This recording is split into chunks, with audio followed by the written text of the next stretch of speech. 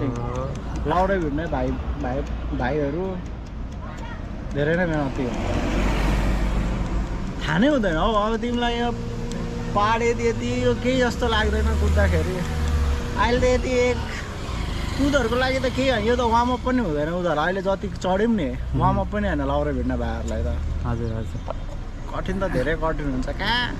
यसरी अहिले सुतो खायो अनि रमाइलो गरेर हिँड्नु जस्तो हो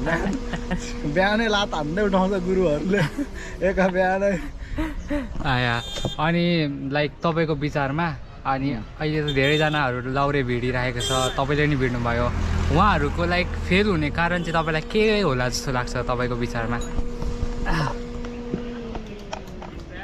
फेल हुने कारण भन्दा पनि कोठा थुम गरेर 10-20 जना भिड्नेहरू हुन्छ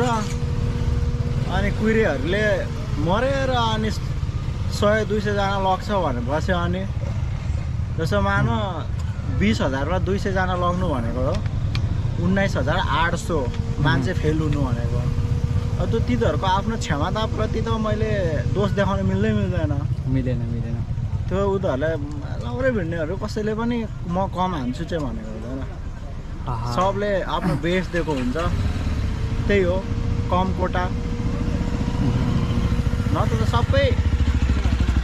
सबलाई 10 मा 10 हान्ने हुन्छ कोही सानोतिनो हुन्छ त्यो त भइहाल्छ सबमा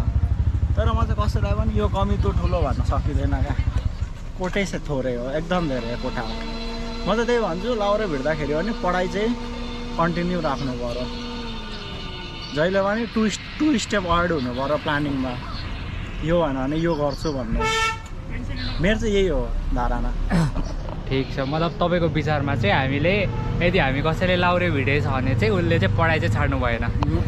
म लाउरे भिड्ने भाइहरूलाई धेरै देख्छु म लाउरे नै हुन्छु भन्ने हुन्छ अनि पढाइ चाहिँ